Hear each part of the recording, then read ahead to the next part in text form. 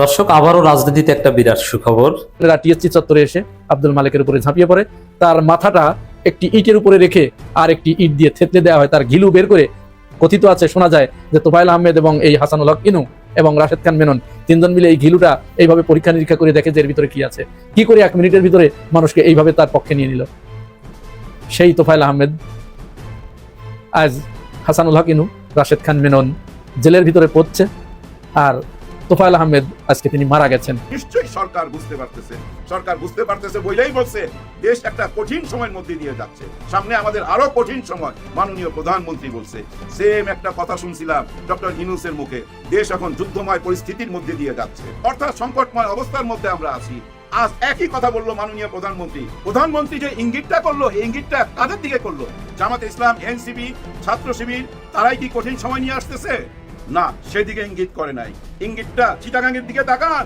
রামেশার বিচার নিয়ে কোনো তামসা করা হোক, এটা আমরা চাই। এখন ধানাই পানাই করার জন্য আরো কার নাম বলতে পারে, বিচারকে দীর্ঘসূত্রে করার জন্য নাম বলতে পারে, এটি একটা চক্রান্ত। মশা নিয়ন্ত্রণের কৌশল শিখতে চট্টগ্রাম সিটি কর্পোরেশনের মেয়র ও কর্মকর্তাদের যুক্তরাষ্ট্র সফরের প্রস্তাব এক সিদ্ধান্তেই থামিয়ে দিয়েছেন প্রধানমন্ত্রী তারেক রহমান। বিদেশে গিয়ে অভিজ্ঞতা অর্জনের বদলে দেশের বাস্তব পরিস্থিতি থেকেই কার্যকর সমাধান খুঁজে বের করার পরামর্শ দিয়ে তিনি স্পষ্ট বার্তা দিয়েছেন, জনগণের অর্থের ব্যবহারের কোনো ধরনের অপচয়ের সুযোগ নেই। রামিসাকে ধর্ষণের পর গোপনাঙ্গ কেটে পানি দিয়ে ধুয়ে ফেলে আসামি সোহেল। ফলে ডিএনএ পরীক্ষায় ধর্ষণের আলামত মেলেনি।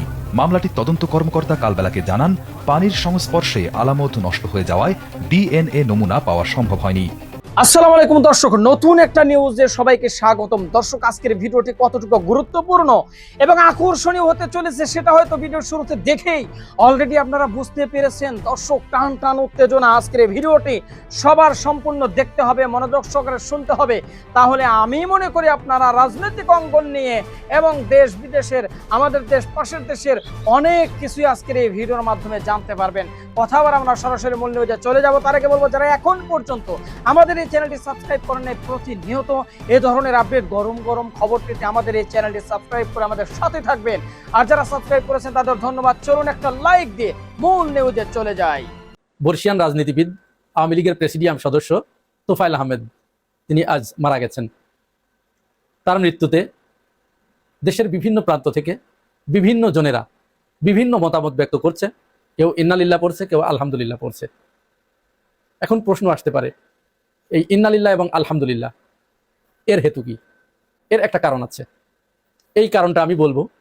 আর সাথে আজ সারাদিন অর্থাৎ 1 জুন 2026 ইসলামী ব্যাংক নিয়ে মতিঝিলে যা হলো, এই বিষয়ে দুইটা কথা বলবো। দুইটা বিষয়ের সাথেই পরস্পর যোগ সাজুজ্য আছে। তোফায়েল আহমেদ যে মারা গেলেন, তিনি যেমন একটি অনিবার্য পরিণাম ভোগ করে মারা গেলেন, একটি শাস্তি ভোগ করে মারা গেলেন, ইসলামী ব্যাংকের জন্যও এরকম একটি অনিবার্য পরিণাম ইতিমধ্যে ঘটে গেছে, আর একটি ঘটবে। এই বিষয়টার যে যোগ সাজুজ্য, সেই বিষয়টি নিয়ে দুটি কথা বলবো। প্রথমে আমরা ইসলামী ব্যাংক দিয়ে শুরু করি সংক্ষেপে, তারপরে তোফায়েল আহমেদের বিষয়টি আসছি। এই ব্যাংকটি পূর্বে যারা পরিচালনা করতো তাদের রক্ত ঘাম একাকার করে দিয়ে ব্যাংকটি প্রতিষ্ঠা করা। এরপরে আওয়ামী লীগ সরকার ক্ষমতায় আসার পর থেকেই গণজাগরণ মঞ্চ, শাহবাগ এবং শাহরিয়ার কবির এদের প্রত্যক্ষ মদদে ইসলামী ব্যাংকটি 2017 সালে এস আলম গ্রুপের হাতে তুলে দেওয়া হয়, জোর করে দখল করা হয়। এখন এই শাহবাগ, শাহরিয়ার কবির এবং গণতন্ত্র মঞ্চ এরা কেন ইসলামী ব্যাংকের বিরুদ্ধে লেগেছিল? এর একটা কারণ আছে, ঐতিহাসিক একটা কারণ আছে। এরা নিজেরা এই কাজটি করে নাই।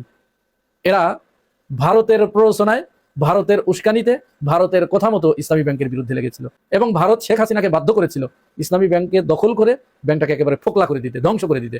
ভারত এটা কেন বলেছিলেন সেই বিষয়টাও আপনাদেরকে বলবো, শুনলে আপনারা আশ্চর্য হয়ে যাবেন।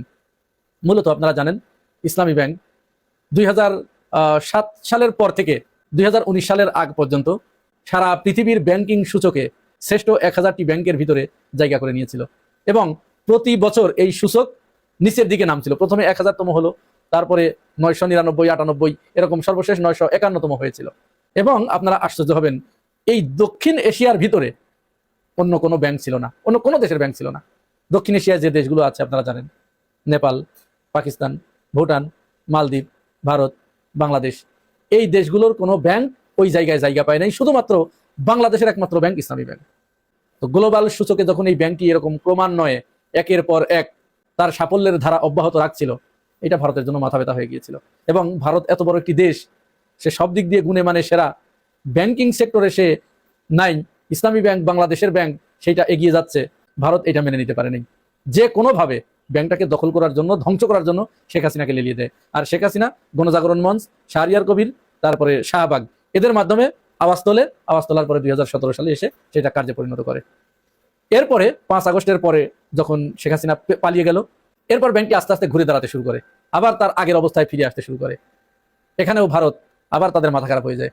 এবার আপনারা জানেন, যার সম্পর্কে এই বিষয়ে যথেষ্ট আলোচনা সমালোচনা রয়েছে, যাকে ভারতের সাথে রিলেট করা হয়, তার পকেটের লোক, তার মাধ্যমেই আবার নতুন করে ইসলামী ব্যাংক দখলের একটা পাঁইতারা করা হয়। অসংখ্য লোক ছিল, বিএনপির খোদ অনেক ত্যাগী মানুষ আছে, অনেক যোগ্যতা সম্পন্ন লোক আছে, তাদের কাছে দিয়ে দিত, কোনো কথা ছিল না। এই খোরশেদ আলমকেই কেন দিতে হলো? খোরশেদ আলমের মতো এস আলমের একজন একনিষ্ঠ খাদেম, ভারতের একনিষ্ঠ খাদেম, তার কাছে কেন দিতে হলো? সরকার কেন এই কাজটি করতে গেল? এটি কি সরকার তার নিজের সিদ্ধান্তে করেছে? না, তার নিজের সিদ্ধান্তে করে নেই। স্বরাষ্ট্রমন্ত্রী সরাসরি তিনি নিজে ইনভলভ হয়ে, অন্য জায়গা থেকে আদিষ্ট হয়ে তিনি এই কাজটি করেছেন, যেন ইসলামী ব্যাংক আর ওই গ্লোবাল ফাইন্যান্সে এবং ওই সূচকে আর জীবনে কোনোদিন না দাঁড়াতে পারে, জীবনে আর কোনোদিন মাথা তুলে না দাঁড়াতে পারে, সেই ব্যবস্থা করা হচ্ছে। যাই হোক, এই বিষয়ে আমার কথা শেষ। এই ব্যাপারে এদেশের হাজার হাজার লক্ষ লক্ষ মানুষের ব্যাংক এটি, কোটি গ্রাহকের ব্যাংক এটি। গ্রাহকরা কি করবে সেটা গ্রাহকের ব্যাপার, এদেশের জনগণ এটি মেনে নেবে কিনা সেটা জনগণের ব্যাপার। এখন আমরা তোফায়েল আহমেদের ব্যাপারে চলে আসি। তোফায়েল আহমেদ 1969 সাল 12ই আগস্ট এই দিন ঢাকা বিশ্ববিদ্যালয়ে টিএসসিতে তৎকালীন রেসকোর্স ময়দান শহীদ আব্দুল মালিকের উপরে তৎকালীন ছাত্র ইউনিয়ন, জাসদ ছাত্রলীগ এবং ছাত্র মৈত্রী ঝাঁপিয়ে পড়ে একযোগে। তার অপরাধ ছিল এদেশের শিক্ষা ব্যবস্থা কেমন হবে সেইটার বিষয়ে ডাকসু একটা সেমিনার আয়োজন করেছিল। এই আব্দুল মালিক ছিল ইসলামী শিক্ষা প্রবর্তনের পক্ষে। আব্দুল মালিক যখন তার নির্ধারিত বক্তব্য, তাকে বক্তব্য দিতে দেওয়া হচ্ছিল না, লাস্টে তার জন্য 1 মিনিট সময় বরাদ্দ করা হয়েছিল। 1 মিনিটে তিনি বলতে বলতে বলতে বলতে কখন আধা ঘন্টা পার হয়ে গেছে, মানুষ তার কথা মন্ত্র মুগ্ধের মতো শুনে যাচ্ছে। এইটা শোনার সাথে সাথে এই তোফায়েল আহমেদ, হাসানুল হক ইনু, রাশেদ খান মেনন, এদের মাথা বিগড়ে যায় যে ওর মাথার ভিতরে তো নিশ্চয় কিছু আছে, তাহলে ওর মাথার ভিতর কি আছে ওটা বের করে দেখতে হবে। ও যখন বক্তব্য দিয়ে বের হয়ে যাচ্ছে, তখন এরা টিএসসি চত্বরে এসে আব্দুল মালিকের উপরে ঝাঁপিয়ে পড়ে, তার মাথাটা একটি ইটের উপরে রেখে আর একটি ইট দিয়ে থেতলে দেওয়া হয়, তার ঘিলু বের করে। কথিত আছে, শোনা যায় যে তোফায়েল আহমেদ এবং এই হাসানুল হক ইনু এবং রাশেদ খান মেনন 3 জন মিলে এই ঘিলুটা এইভাবে পরীক্ষা নিরীক্ষা করে দেখে যে এর ভিতরে কি আছে, কি করে 1 মিনিটের ভিতরে মানুষকে এইভাবে তার পক্ষে নিয়ে নিল। সেই তোফায়েল আহমেদ আজ হাসানুল হক ইনু, রাশেদ খান মেনন জেলের ভিতরে পড়ছে, আর তোফায়েল আহমেদ আজকে তিনি মারা গেছেন। আল্লাহ রাব্বুল আলামিন হয়তো তার জন্য এই মৃত্যু লিখে রেখেছিলেন, তাকে ফেরাউনের মতো পচিয়ে শুকিয়ে মেরেছে। ফেরাউনের লাশ আপনারা দেখেছেন না? নিশ্চয় দেখেছেন। তোফায়েলের অবস্থা একটু দেখুন, তার জীবিত অবস্থাটা, মৃত্যুর কিছুদিন আগে কি অবস্থাটা হয়েছে দেখুন। কোনো মানুষের আকৃতি আছে? এটা স্বয়ং আল্লাহ রাব্বুল আলামিনের শাস্তি। এটা ফেরাউনকে যেরকম মুসার সাথে গাদ্দারি করার কারণে তাকে শুকিয়ে তিলে তিলে মেরেছে, আব্দুল মালিককে হত্যার অপরাধে আল্লাহ রাব্বুল আলামিন তাকে এই দুনিয়ার বুক থেকে এইভাবে শুকিয়ে কাট করে তাকে দুনিয়া থেকে বিদায় করালেন। এটা তার পাওনা ছিল। প্রমাণ হিসেবে আমি আপনাদেরকে কি ছবি দিচ্ছি, দেখুন একটু। এখানে লাল দাগ দিয়ে যে চিহ্ন দেওয়া আছে, 1 নাম্বার যিনি মাটিতে পড়ে আছেন তিনি আব্দুল মালিক, আর 2 নম্বরে তিনি হচ্ছে তোফায়েল আহমেদ। 3 এবং 4 হাসানুল হক ইনু এবং রাশেদ খান মেনন, তাদের লাল চিহ্ন করে দেওয়া হয়েছে। তো এই ব্যক্তির মৃত্যুতে আওয়ামী লীগের লোকজন, তারা বর্ষিয়ান রাজনীতিবিদ, মহান রাজনীতিবিদ ইত্যাদি উপাধিতে ভূষিত করছে, কিন্তু একটিবারের জন্যও তারা তাকে এই জিনিসটা স্মরণ করিয়ে দেয় নাই। অথচ এই যে হত্যার দৃশ্য, এটি তো ওই দিনের সমস্ত পত্র পত্রিকায় কিন্তু প্রকাশিত হয়েছিল। যাই হোক, যেটা বললাম যে 12 তারিখে তার উপরে আক্রমণ করা হয়, পরে ঢাকা মেডিকেলে 3 দিন চিকিৎসারত অবস্থায় থাকার পরে 1969 সালের 15ই আগস্ট শহীদ আব্দুল মালিক এই দুনিয়ার বুক থেকে শেষ নিঃশ্বাস ত্যাগ করে মহান রব্বুল আলমিনের সান্নিধ্যে তিনি পাড়ি জমান। এই দিনটিকে স্মরণ করে রাখার জন্য এদেশের ইসলামপন্থী মানুষেরা ইসলামী শিক্ষা দিবস হিসেবে দিনটিকে প্রতি বছর পালন করে থাকে। যারা এই তোফায়েল আহমেদের মৃত্যুর সংবাদে তাকে মহান করবার চেষ্টা করছেন, তাকে মহান করুন, কোনো অসুবিধা নেই, কিন্তু তার অপরাধটুকু, তিনি যেটি করেছেন, যেটি প্রতিষ্ঠিত, এটুকু জনগণের কাছে তুলে ধরা প্রত্যেকের উচিত বলে আমরা মনে করি। হবে, ওকে নিয়ে সবাই কেন এত প্রশংসা করবে, ওকেই কেন হাততালি দিবে, এটাই আমার মেইন জ্বালা। আর ওই জ্বালা থেকে ভাই দেখেন ওইসব কথাবার্তা বলে, কোন সব কথাবার্তা, ওই যে অমুকে 15 কোটি নিয়ে গেছে, অমুকে 10 কোটি নিয়ে গেছে, কথাটা বলার সময় এমন ভাবে বলছে বোঝা যাচ্ছিল যে হ্যাঁ সত্যি সত্যি নিয়ে গেছে, এটা নিয়ে ভাই সবাই ঝাঁপায় পড়লো। বুঝিনি তো, ওই যে একটু আগে বলছে ও কেন অত চমকাবে, ওর কেন এত প্রশংসা চারিদিকে, ওরে তো ডুবাইতে হবে। আর বারবার এই দুজনকে কেন আক্রমণ করা হয়, এই আসিফ মাহমুদ, সজীব ভুঁইয়া আর হাসনাত আব্দুল্লাহ, এদের উপরেই টার্গেট কেন? কিন্তু এই টার্গেট কইরা কি করতে পারছেন? বারবারই তো টানতেছেন, ছিটতে পারতেছেন না, তো তাই না, লাভটা কি? প্রমাণ করতে পারছে কেউ? কেউ প্রমাণ করতে পারে নাই। টেলিফোন যখন করলো হাসনাত আব্দুল্লাহ, ওই ভাই আমি নাকি 10 কোটি না 15 কোটি নিয়ে গেছি, আপনি বলছেন, তখন বলে না তো, আপনি টাকা খাইছেন এই কথা তো আমি বলি নাই, এটা তো ভাই প্রত্যেক জেলায় জেলায় সরকারি বরাদ্দ দেওয়া হয়, সেই কথা আমি বলছি, মিডিয়া এটা উল্টায় পাল্টায় লিখছে। এরকম একটা উত্তর দিল। চিন্তা করেন, সঙ্গে সঙ্গে আবার আলোচনা ঘুরে গেল। কিন্তু মাঝখানে 24 ঘন্টায় আসিফ মাহমুদ, সজীব ভুঁইয়াকে আর হাসনাতকে মানুষজন ধুয়া দিল। ধুয়া দেওয়ার জন্য তো সবাই রেডি, কারণ ও কেন চমকায় ওইটা আমি দেখতে পারি না, এইটাই আমার জ্বালা।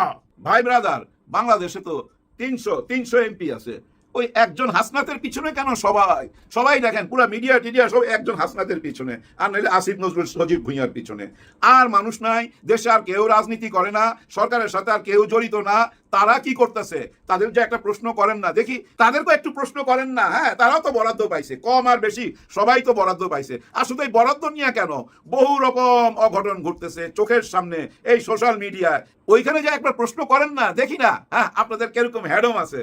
না, সে হ্যাডম নাই, সে প্রশ্ন করতে পারবেন না। প্রশ্ন করা যায় কাদেরকে? এই যে জুলাই অভ্যুত্থানের সাথে যারা জড়িত ছিল তাদেরকে। জুলাই কাদেরকে সবচেয়ে বেশি সুযোগ সুবিধা না দিছে ভাই, আর কাদেরকে ডুবাইছে? যাদেরকে ডুবাইছে তারা তো ভাই এদেরকে দেখতেই পারবে না, এদের বিরুদ্ধে কথা বলবে। কিন্তু যারা সুযোগ সুবিধা পাইলেন, জুলাইয়ের কারণে সুযোগ সুবিধা পাইলেন, আপনারা কেন তাদেরকে ছোট করতে চাইবেন? শুধু এই দুজন কি বারবার, আর কাউরই চোখে দেখেন না? আপনারা না বলছিলেন নির্বাচিত সরকার ছাড়া দেশে শান্তি আসবে না, একমাত্র নির্বাচিত সরকারই পারে গণতন্ত্র ফিরিয়ে দিতে, দেশের শান্তি ফিরিয়ে দিতে। নির্বাচন হয়ে গেছে, 3 মাসের বেশি হয়ে গেছে, এখন কি অবস্থা? হায় হায়, এর মধ্যে দেখলাম ব্রাহ্মণবাড়িয়ার একটি সিনেমা হলে ওই ছবিটা চলতেছিল, ছবির নাম বনলতা, সেটাকে কাওয়ামি শিক্ষার্থীরা যায় বন্ধ করে দিছে, যে এটা নিষিদ্ধ, এখানে চলতে পারবে না। একবার চিন্তা করেন তো, ডক্টর ইউনূসের আমল হইলে এটা কিভাবে সবাই ঝাঁপায় পড়তো? এই যে বুদ্ধিজীবীরা, ফেরিওয়ালারা কিন্তু এটা ঝাঁপায় পড়তো। এই যে এরা মৌলবাদী, এরা সিনেমা নাটক কোনো কিছু হইতে দিবে না, পালা গান হইতে দিবে না, গান বাজনা করতে দিবে না, এগুলো বলে চিৎকার করতো না? নিশ্চয়ই চিৎকার করতো। আর দেখেন, যদি কোনো কারণে জামাত ইসলাম ক্ষমতা আসতো আর এই ঘটনাটা ঘটতো যে সিনেমা হলে সিনেমা দেখা বন্ধ করে দিছে ব্রাহ্মণবাড়িয়ার এই মামলাটা, যদি এটা হইতো, মানুষজন ঝাঁপায় পড়তো তো অনলাইনে, হায় হায় কাদেরকে ভোট দিয়া এই সরকারে আনছি, তারা পুরো দেশকে ডুবাই দিবে, তারা আমাদেরকে নাচ গান করতে দিবে না, আমাদেরকে সিনেমা বানাইতে দিবে না, আমাদেরকে গান গাইতে দিবে না। চিৎকার করতো না? নিশ্চয়ই করতো। এইসব সুশীলরা কিন্তু এখন মুখ বন্ধ, একদম চুপ। কারণ নির্বাচিত সরকারের তো হেডম থাকে, সবকিছু তার হাতের মধ্যে। হ্যাঁ ভাই, প্রশাসন থেকে আরম্ভ করে যা আছে সব যন্ত্র তাদের হাতের মুঠোয়। যদি আবার সুযোগ সুবিধা থেকে বঞ্চিত কইরা দেয়, যার জন্য মুখ খোলে না, চুপ থাকে। এইসব সুশীলরা চুপ থাকলে কি হবে?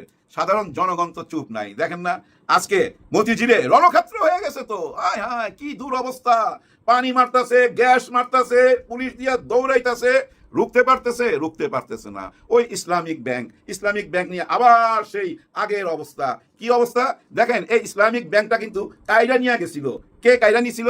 শেখ হাসিনার আমলে এটাকে কায়দা নিয়ে যাওয়া হয়েছে, একেবারে জালিয়াতি করে নিয়ে এস আলমের হাতে দিয়ে দিছে। আর সেই এস আলম এর টাকা পয়সা যা কিছু আছিল পৃথিবীর বিভিন্ন দেশের মধ্যে সরাইছে। এর মধ্যে তো জানেন সাইপ্রাসে ধরা খাইছে টাকা পয়সা নিয়ে এস আলম। সাইপ্রাসের মধ্যে ভাই বিরাট অঙ্কের একটা টাকা ঢুকাইছে, পৃথিবীর কোন জায়গায় নিয়ে ঠেকাইছে? বাংলাদেশের টাকা। চিন্তা করেন, সেই লোকরে আবার এই ব্যাংক বুঝাই দিতে চায়, অথবা তার লোকজনকে দিতে চায়। আজকে নতুন চেয়ারম্যান ওইখানে গেছিল, ইসলামিক ব্যাংকের নতুন চেয়ারম্যান, সেটা যাওয়ার সঙ্গে সঙ্গে সবাই রাস্তায় নাইমা পড়ছে, বলতেছে ওনাকে আমরা মাইনা নেব না। কেন? আগের সিস্টেম যেটা ছিল সেটাই থাকতে হবে। যারা এই ব্যাংকের সাথে লেনদেন করে তারা তো জানেন ব্যাংকটা তো ঠিক মতোই চলতেছিল, হঠাৎ করে চেয়ারম্যান বদলাইতে হবে, লোকজন বদলাইতে হবে। কারণ কি? কারণ একটা, ওই যে ইসলামিক ব্যাংক, জামাত ইসলামের সাথে তো এই ব্যাংক জড়িত, যার জন্য এত সুনাম। শুধু দেশে না ভাই, বিদেশেও সুনাম কুড়াইছে এই ব্যাংকটা, যার জন্য ওই ব্যাংকটা এখন কায়দা নিতে হবে জামাত ইসলামকে দুর্বল করার জন্য। কারণ টাকা পয়সার দিক থেকে দুর্বল করতে পারলেই তো দল দুর্বল হয়ে যাবে। এটাই তো হিসাব, এই হিসাবই তো চলতেছেন। কিন্তু এটা কি মাইনা নিতে পারবে কেউ? মাইনা নিবে না। দেখেন, ঈদের পরে এই প্রথম আন্দোলন, হ্যাঁ, এই ইসলামিক ব্যাংক নিয়ে আজকে মতিঝিলে যে রণক্ষেত্র হয়ে গেল, সবাই দেখতেছেন আপনারা। আমার তো মনে হয় এখান থেকেই আন্দোলনটা শুরু হয়ে গেল। হ্যাঁ, আন্দোলনটা শুরু হয়ে গেল। নিশ্চয়ই সরকার বুঝতে পারতেছে বলেই বলছে দেশ একটা কঠিন সময়ের মধ্যে দিয়ে যাচ্ছে, সামনে আমাদের আরো কঠিন সময়। মাননীয় প্রধানমন্ত্রী বলছে, সেম একটা কথা শুনছিলাম ডক্টর ইউনূসের মুখে, দেশ এখন যুদ্ধময় পরিস্থিতির মধ্যে দিয়ে যাচ্ছে, অর্থাৎ সংকটময় অবস্থার মধ্যে আমরা আছি। আজ একই কথা বললো মাননীয় প্রধানমন্ত্রী যে ইঙ্গিতটা করলো, এই ইঙ্গিতটা কাদের দিকে করলো? জামাতে ইসলাম, এনসিপি, ছাত্র শিবির, তারাই কি কঠিন সময় নিয়ে আসতেছে? না, সেদিকে ইঙ্গিত করে নাই। ইঙ্গিতটা চিটাগাঙ্গের দিকে তাকান। আজকে চিটাগাঙ্গে বিশাল বড় একটা মিছিল বাইর হইছে, জয় বাংলা বলতে বলতে মাঝ রাস্তা দিয়ে চইলা গেছে। দেখেন, এই যে চিটাগাঙ্গে যেটা শুরু হইলো, এইটাও কিন্তু একটা আন্দোলন। হ্যাঁ ভাই, ঈদের পরে নতুন করে আন্দোলন শুরু হইলো। মাননীয় প্রধানমন্ত্রী সেটাই বুঝাইতে চাইছে। আগের সরকার ডক্টর ইউনূস স্যার যেটা বলছিল যে আমরা একটা যুদ্ধময় পরিস্থিতির মধ্যে দিয়ে যাচ্ছি, ওই একই কথা কিন্তু মাননীয় প্রধানমন্ত্রী বলছে, ওইদিকে ইঙ্গিত করছে। উনি বুঝতে পারছে এই যে শেখ হাসিনা বারবার আসতে চায়, এটার পিছনে কারো হাত আছে কিনা। ভাই, আসবে কি কইরা? এই দেশে আসতে হইলে একজনের ক্ষমতা লাগবে। একজন বলতে আমি বোঝাচ্ছি ওই যে ক্যান্টনমেন্টের দিকে, ওই একদিকের ক্ষমতা লাগবে। ওই ক্ষমতা ছাড়া জীবনেও আসতে পারবে না। তাহলে ওইখান থেকে কি কেউ ইঙ্গিত দিল যে আপনি আসেন? এরকম কোন গোয়েন্দা রিপোর্ট কি মাননীয় প্রধানমন্ত্রীর কাছে আছে যে ওরা আসতে পারে? যার জন্য এই কথাটা বলছে। আর এখানে সমাধানটা কি? কিভাবে সমাধান করবেন? উপায়টা কি? এই যে একটা শিশু সরকারের উপরে মাত্র 3 মাস হয় আইছে, এই সরকারের উপরে এই যে বিভিন্ন রকম চাপ, প্রথম চাপটা তো হলো জামাতে ইসলামের, সঙ্গে 11 দল এনসিপি সহকারে ছাত্র শিবির, তাদের কি চাপ? জুলাই সনদপত্র। আর একটা চাপ, বড় চাপ এখন চলে আসছে। ঈদের আগে থেকেই এই গুজব ছড়ায় গেছে, এই গুজব এখন বাস্তব মনে হইতেছে না? হ্যাঁ, এরকম একটা রূপ নিছে, কিন্তু মনে হইতেছে এই যে আসতেছে। এই চাপটা হইলো বড় চাপ, যার জন্য উনি বলছে খুব খারাপ টাইম আমাদের সামনে, হ্যাঁ কঠিন টাইম আমাদের সামনে। কিন্তু এই কঠিন টাইমকে কিভাবে মোকাবেলা করবে নতুন সরকার? একদম নব্য শিশুর মতো একটা সরকার কিভাবে মোকাবেলা করবে? এটাকে মোকাবেলা করতে হইলে ওই যে ডক্টর ইউনূসের ফর্মুলায় যাইতে হবে। উনি কিভাবে মোকাবেলা করছিল? 18 মাস তো মোকাবেলা করছে, ওই একই ফর্মুলা নিতে হবে। সেই ফর্মুলাটা কি? সবাইকে নিয়ে একটা জাতীয় সরকার গঠন করা, যেটা ডক্টর ইউনূস প্রথম দিনই বলছিল, একটা জাতীয় সরকার গঠন করতে। দেখেন ভাই, এখন যদি জামাতে ইসলাম, এনসিপি, ছাত্র শিবির, এই 11 দল বিএনপিকে 2 হাত বাড়ায় সহযোগিতা করে, তাহলে কি কেউ আসতে পারবে? নিশ্চয়ই আসতে পারবে না। আর ভিতর থেকে যদি কেউ ষড়যন্ত্র কইরা থাকে, আছে ভাই, কেউ না কেউ তো আছে এই ভিতরে ষড়যন্ত্র করতেছে। তাদের ইঙ্গিত পাইছে বলেই তো আসতে চাইতেছে। ওই ইঙ্গিত টিঙ্গিত সবই ভিতরে ঢুকে যাবে যখন সবাই এক হয়ে যাবে। আর এক হওয়ার একটাই রাস্তা, হ্যাঁ ভাই, একটাই রাস্তা, গণভোটের অধিকার দিয়ে দেওয়া। ভাই ব্রাদার, আপনারা তো জানেন, খনার বচন, প্রতারণা কইরা, কারোর সাথে অনৈতিকভাবে অন্যায়ভাবে জুলুম কইরা কোনো কিছু অর্জন করা যায় না। আমার মনে হয় আমাদের প্রধানমন্ত্রী নিশ্চয়ই সেটা অনুধাবন করতে পারছে।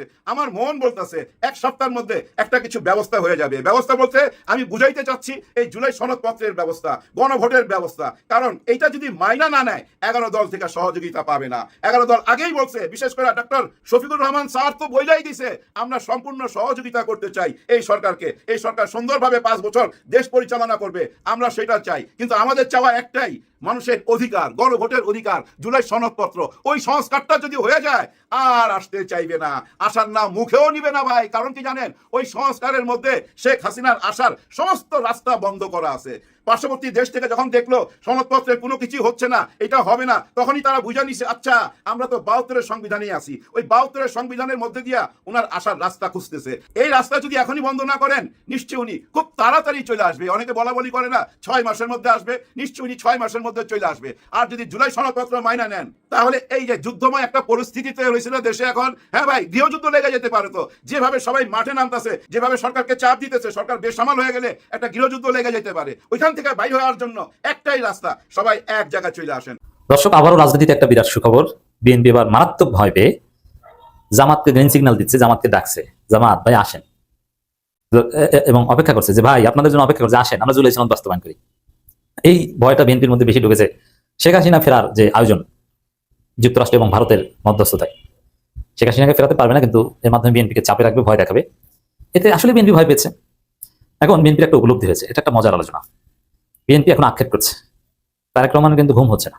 তারেক রহমান বলছেন, প্রকাশ্যে বলে ফেলেছেন, সামনে কঠিন সময় আসে। প্রধানমন্ত্রী নিজে যখন বলেন সামনে কঠিন সময় আসে, তাহলে বুঝেন যে কতটা কঠিন সময় আসে। কারণ বাংলাদেশের রাজনীতিবিদরা সংকটকে গোপন রাখেন, বলেন না, বলেন যে কিছুই হবে না, আরে কিছু না, এই যে হামে মারা যাচ্ছে, এটা একটা প্রাদুর্ভাব প্লাস এটা একটা কি বলে মহামারীর মতো ছড়িয়ে পড়েছে, সরকার নিয়ন্ত্রণ করতে পারছে না, অথচ এটা গোপন করছে। বাংলাদেশের সরকারগুলো চরিত্র হচ্ছে যে সংকট গোপন করা। কোনো ঝড় বন্যার কবলেও যদি হাজার হাজার লক্ষ মানুষ মারা যায়, ওটাও গোপন করে, সংখ্যা গোপন করে যে না কম মানুষ মারা গেছে। তো দর্শক, সেই বাংলাদেশের সরকার প্রধান বলছেন যে সামনে কঠিন সময় আসছে, মারাত্মক ভয় পেয়েছেন, এর ফলে বলছে। এখন এই কঠিন সময়টা মূলত শেখ হাসিনাকে ফেরাকে কেন্দ্র করে বলছেন, কারণ বিএনপি ভয় আছে যে সেনাবাহিনী, প্রশাসন এবং বিচার বিভাগ শেখ হাসিনার পক্ষ নিয়ে নেয় কিনা, কারণ এরাই তো আছে, চুপপুতো সে আগের মধ্যে আছে, এই ভয় আছেন। এখানে জুলাই সনদ পরিপূর্ণভাবে বাস্তবায়ন করা মানে শেখ হাসিনা কোনোদিন ফিরতে পারবে না। জুলাই সনদ বাস্তবায়ন পরিপূর্ণভাবে করলে কিন্তু শেখ হাসিনা 72 সংবিধান, শেখ হাসিনা যে সেট আপ, এগুলো কিছু এমন কিছু পুটুটু কিছুই থাকে না। এখন বিএনপি আক্ষেপ করছে যে জুলাই সনদটা যদি আগেভাগে বাস্তবায়ন করতাম তাহলে তো শেখ হাসিনা আসবে এই ভয়ে তারেক রহমান ঘুম হারাম হতো না। এখন বলছে যে ঠিক আছে, তাহলে আমরা জুলাই সনদ বাস্তবায়ন করার চেষ্টা করি। বিএনপি আরো নানান ক্ষেত্রে আক্ষেপ করছে, যেমন বিএনপি হাসিনা পালানোর পর বিএনপি চিন্তা করেছিল যে এখন আমাদের হাসিনা পালানোর পর জামাত চিন্তা করছে যে দেশটাকে গড়ে তুলতে হবে, দেশটা ধ্বংস হয়ে গেছে, হাসিনা পালিয়েছে, গণহত্যা, কত লাশ, গণকবর, আমরা এটার একটা বিহিত করি এবং এর বিচার করতে হবে এবং মানুষ যেন খেয়ে পরে বাঁচতে পারে, কারণ সরকার পালালে দেশের অর্থনৈতিক অবস্থা খারাপ হয়ে যায়, ব্যাংক ট্যাঙ্ক সবকিছু লুটপাটের সম্ভাবনা থাকে। তো জামাত ভাবতেছে এগুলো নিয়ে, যদিও জামাত ক্ষমতা কেন্দ্রিক তৎপরতা অতটা তখন বুঝেও নেই। জামাত চিন্তা করতেছে দেশের মানুষ নিয়ে, শহীদদের নিয়ে, শহীদ পরিবার নিয়ে, তারা ব্যস্ত জানাজা দাফন কাফন নিয়ে শহীদদের। আর বিএনপি তখন ব্যস্ত কিভাবে 3 মাসের মধ্যে ক্ষমতা আসা যায়, কারণ বিএনপি দেখে যে আওয়ামী লীগ নাই, অতএব ক্ষমতায় তো বিএনপি আসবে, এটা তো একদম 100% নিশ্চিত, জাস্ট নির্বাচনটা হলেই হলো। সেই হাসিনা যখন বিমানে ওঠে তখন বিএনপি নেতারা আলোচনা করে কিভাবে 3 মাসের মধ্যে ক্ষমতা আসা যাবে। আপনি চিন্তা করেছেন ক্ষমতার লোভ? মানে কিছু লোক দেখেছেন না একদম ওইরকম, যে বাবা মারা গেছে, সন্তানরা জায়গা জমির ভাগ বাটোরা কমপ্লিট করার আগে দাফন করতে চায় না, লাশ উঠানের এক কোনায় ফেলে রেখেছে, আরে আগে ভাগ করো। বাবার লাশ আমি দেখেছি দাফন করতে দেয় না, সন্তানের জায়গায়, যে অমুক সন্তানের নামে লিখে দিয়েছিল তার জায়গায় দাফন করুক, আমার জায়গায় না। চিন্তা করেছেন? আছে মানে এদের মৃত্যু, লাশ, বাবা মা, কারোর প্রতি কোনো আবেগ নাই, ধন সম্পদ এগুলোই হচ্ছে তাদের কাছে সব। কারণ মানুষের মধ্যে যদি ন্যূনতম বিবেকবোধ থাকে, মনুষ্যত্ববোধ থাকে, তাহলে হওয়ার কথা এরকম যে আরে যাই হোক, অতীতে যাই হয়েছে, মারা গেছে লোকটা, প্রয়োজনে আমার ঘর ভেঙে ওই ঘরের মধ্যে দাফন করো, আমি ঘর ভেঙে ফেলবো, তারপরও দাফন করো, এরকম একটা ইমোশন কাজ করে যে আমার জায়গায় দাফন। কিন্তু না, ধন সম্পদ অন্ধ করে দিয়েছে, আরে কিসের দাফন, রাখ তোর দাফন, আমার হক আমি বুঝে পাই, আগে আমার ভাগ আমি বুঝে পাই। তো বিএনপির অবস্থা হচ্ছে এরকম, লাশের সারি, শহীদদের জানাজা, আর কত মানুষ হসপিটালে বেডে কাতরাচ্ছে, খুঁজে পাচ্ছে না, সন্তানকে খুঁজে পাচ্ছে না পরিবার। কি একটা অবস্থা, ঢাকা মেডিকেলের মানুষ কাতরাচ্ছে এক পাশ থেকে। এবং সেই 5 আগস্ট সাভারে বিভিন্ন জায়গায় গণহত্যা সংঘটিত হয়েছে, 5 আগস্ট হাসিনা পালানো দিন, জামাত শিবির ব্যস্ত এগুলো নিয়ে, লাশ নিয়ে। আর বিএনপি তখন 3 মাসের মধ্যে ক্ষমতা নেওয়ার ধান্দা নিয়ে ব্যস্ত। 3 মাসের মধ্যে ক্ষমতা নিতে চেয়েছে, যার ফলে বিএনপি তখন মিথ্যা নাটক সাজিয়েছে। এগুলো সব বিএনপি কাটছে, যেহেতু তখনকার সময় বিএনপির উপরে কেউ ছিল না, জামাত তো বিএনপির পার্ট, জামাত এখন অনেক বড় দল হয়েছে আওয়ামী লীগের শূন্যস্থানে, তখন তো জামাত এগুলো বুঝতোই না, জামাত নিষিদ্ধ পার্টি, জামাতের তো এরকম কিছু বলার তেমন অধিকার ছিল না।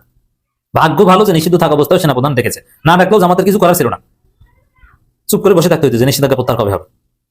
সব পরিস্থিতি নিয়ন্ত্রণ ছিল বিএনপির, তো বিএনপি সব সাজিয়েছে। এই জন্য উপদেষ্টা সব বিএনপি, বেশিরভাগই ছাত্রদের একটা ভূমিকা ছিল, কিন্তু বিএনপি তাদের ম্যানেজ করেছে। এবং বিএনপি তখন এভাবে নাটক সাজিয়েছে যে হাসিনার সংবিধান অনুযায়ী পদত্যাগ করেছে, এইভাবে নাটকটা সাজান, তারপরে সংবিধান অনুযায়ী আপিল বিভাগের রেফারেন্স দিয়ে একটা সরকার গঠন করেন, তারপর সংবিধান অনুযায়ী 3 মাসের মধ্যে নির্বাচন দিয়ে দেন, কারণ সংবিধান অনুযায়ী সবকিছু করলে 3 মাসের মধ্যে নির্বাচন দেওয়া সাংবিধানিক বাধ্যবাধকতা। এই কাজ বিএনপি করেছে। এখন এসে বিএনপি সেই প্রতারণার ফল তারা পাচ্ছে। এখন তারেক রহমান ঘুমাতে পারছে না, কারণ এখন যদি যুক্তরাষ্ট্র এবং ভারতের সহায়তায় শেখ হাসিনা এয়ারপোর্টে নেমে বলেন যে আমার পদত্যাগ পত্রটা দেখান, আর সেনাবাহিনী প্রশাসন যদি বলে যে ঠিক আছে পদত্যাগ পত্র দেখান, কারণ পদত্যাগ পত্র দেখাতে হবে, পদত্যাগ পত্র তো নাই, দেখাবে ওটা তো বিএনপি ওই সময় নাটক করেছে। আপিল বিভাগের রেফারেন্স দেখান নাই তো কি দেখাবে, তো সব ভুয়া, বিচারকটা সব পালাতক ছিল, কিসের রেফারেন্স দিয়েছে। তো দর্শক, এখন বিএনপি বুঝছে যে না, কি ভুল হয়েছে। এই জন্য বিএনপি জুলাই সনদ বাস্তবায়নের ক্ষেত্রে আবার একটু নড়ে চড়ে বসেছে যে না, অতীতে ভুল হয়েছে, এখন তো আমাদের মাথা খারাপ, তার চাইতে জুলাই সনদটা তাড়াতাড়ি বাস্তবায়ন করি, দেখি হাসিনা ফেরানো যায় কিনা। এরপরে বিএনপি ভিতরে আভ্যন্তরীণভাবে কিছু মিটিং টিটিং করেছে গত 3-4 দিন আগে, এবং জামাতকে বলছে যে জামাত আপনারা নাম টাম দেন, আপনারা আসেন, আমরা জুলাই সনদটা তাড়াতাড়ি বাস্তবায়ন করে ফেলি, হাসিনাকে ঠেকাই, হাসিনা এস্টাবলিশমেন্টকে ভেঙে চুরে ফেলি। দর্শক, আশা করি পুরো ভিডিওটি আপনারা দেখেছেন। এবার অবশ্যই আপনাদের মূল্যবান মতামতটা জানিয়ে দিন। পুরো ভিডিওটি দেখে আপনারা কি জানলেন, বুঝলেন, অবশ্যই আপনাদের মূল্যবান মতামত ভিডিওর কমেন্ট বক্সে জানিয়ে দিন। আর হ্যাঁ, পারলে ভিডিওটি শেয়ার করে আপনার বন্ধু বান্ধবকে দেখার সুযোগ করে দিন। পরবর্তী ভিডিও পেতে অবশ্যই আমাদের এই চ্যানেলটি সাবস্ক্রাইব করে পাশে থাকা বেল বাটনটি চেপে দিবেন। ভালো থাকবেন, দেখা হবে নতুন কোনো ভিডিওতে। আজকের মতো এখানেই বিদায় নিচ্ছি, আল্লাহ হাফেজ।